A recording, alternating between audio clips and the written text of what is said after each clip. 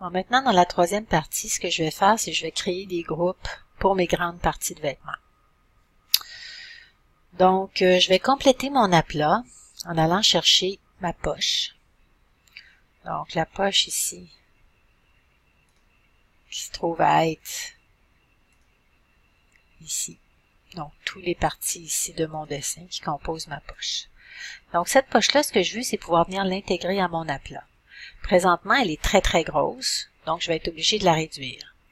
Et quand je vais la réduire, je veux m'assurer que les caractéristiques de ligne vont se réduire de manière proportionnelle pour pas me ramasser avec une poche qui a des très, très gros traits. En fait, il faut que les traits soient compatibles avec le restant ici de mon vêtement. Donc, je vais aller dans Objet, Transformation, Mise à l'échelle, et je vais m'assurer de mettre à l'échelle les contours et les effets. Je fais OK. Je vais faire ma réduction de poche ici de manière manuelle.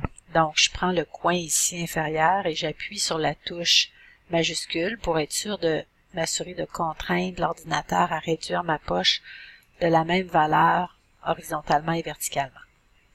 Donc, en faisant un zoom, je me rends compte ici que je dois réduire encore un peu ma poche et ici, je vais la réduire encore un peu jusqu'à ce qu'elle corresponde ici à la grandeur que j'ai sur mon aplat, donc sur mon vêtement comme tel. Et là, en réduisant les effets, j'ai effectivement la même grosseur.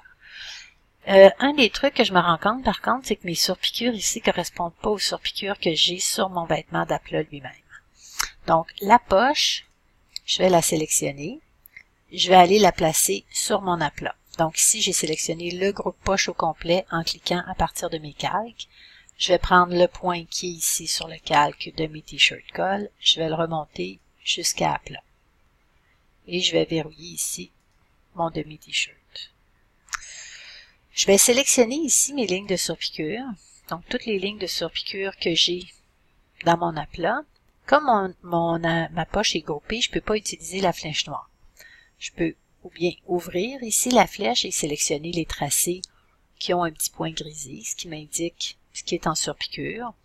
Ou je peux aller sélectionner ici l'outil de sélection directe progressive qui va sélectionner les objets à l'intérieur de mon aplat. Donc en sélectionnant avec la touche majuscule, je peux aller sélectionner ici les contours, les surpiqûres en fait qui ne sont pas des surpiqûres de broderie. Je vais sélectionner ces trois-là et je vais aller changer les caractéristiques pour avoir les caractéristiques que j'ai données sur les autres. Donc, 0.5 et mon pointillé, je vais le mettre comme pour les autres avec 3, ici, 3, et 2 avec le bout ici, arrondi.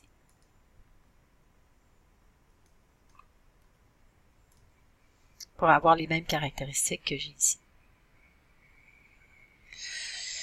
Dernier élément qui va me rester à mettre, c'est la portion d'eau. Donc, je vais avoir ici une partie qu'on va voir qui est la portion que je ferai en grisé dans mon aplat manuel. Je vais prendre un rectangle. Je m'assure que le rectangle est suffisamment grand pour couvrir la zone que je veux avoir ici. Je veux pas avoir de ligne contour. Je veux avoir un contour qui est tout simplement un rectangle, comme ça ici.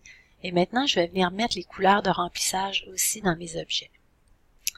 Donc, je vais faire ici, CTRL 0.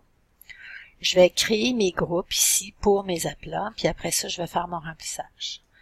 Donc, je vais prendre mon outil de sélection flèche noire pour faire mes groupes.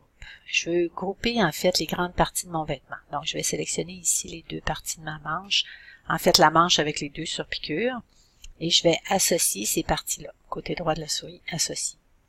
La touche raccourci, CTRL G. Donc, je sélectionne la manche du côté gauche, CTRL G. Je vais sélectionner mon devant ici. Je vais sélectionner ici ma ligne d'encolure devant, ma ligne d'encolure qui était bleue, et la ligne de surpiqûre qui était juste à côté. Tout ça, ça fait partie du devant, avec la poche également. Je vais faire un autre groupe avec ça. CTRL G. Ici, je vais rajouter, j'ai oublié de prendre là, les deux petites lignes, mes deux tracés qui sont les deux lignes de pli ici. Celui-là et celui-là. Je vais venir l'insérer à l'intérieur de mon groupe devant. Donc, je prends le petit point à côté d'aplat, je le mets à l'intérieur de groupe ici. Ensuite, je vais venir grouper la partie du dos. Je vais faire un zoom. Je vais sélectionner ici la partie dos, la couture et les deux coutures de surpiqûre. Et je vais faire CTRL-G pour grouper la partie dos. Et là, je peux nommer mes éléments. Donc, le rectangle que j'ai ici, c'est mon rectangle au dos. On n'a pas complété, en fait, cette partie-là. On va le compléter plus tard. Ici, ça, c'est le devant. Donc, je vais le nommer. Je vais cliquer ici et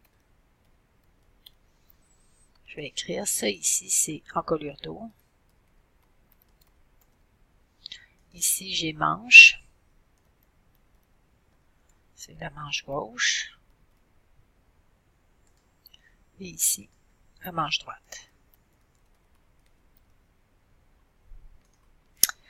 Donc là, je vais sélectionner tous les éléments qui sont à l'intérieur de mon calque à plat avec en moins la ligne repère et je vais grouper tout ça. Je veux que mon aplat soit tout groupé au complet.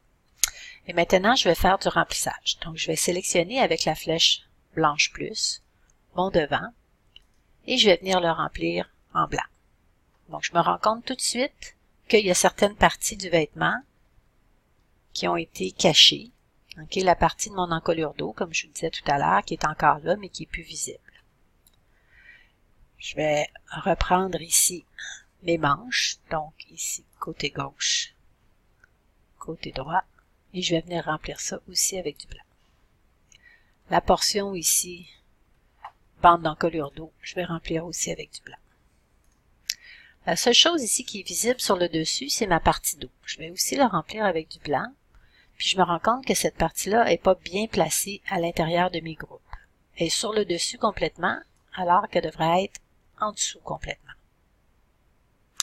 Et pour avoir ma vue en grisé, je vais copier mon rectangle, CTRL-C, CTRL-F pour avoir un deuxième rectangle.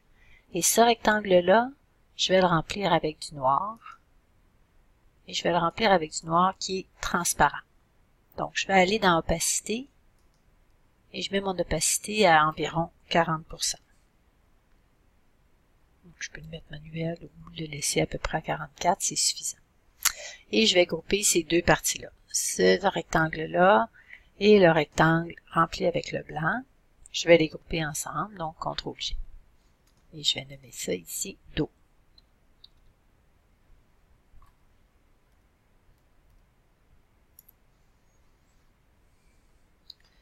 Et je vais prendre ici une vue de recul. Donc, je peux voir que mon aplat ici est tout complété.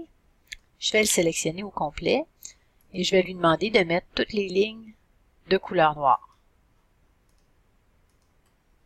Donc, mon aplat ici est complété. Je suis prête à faire ma mise en page.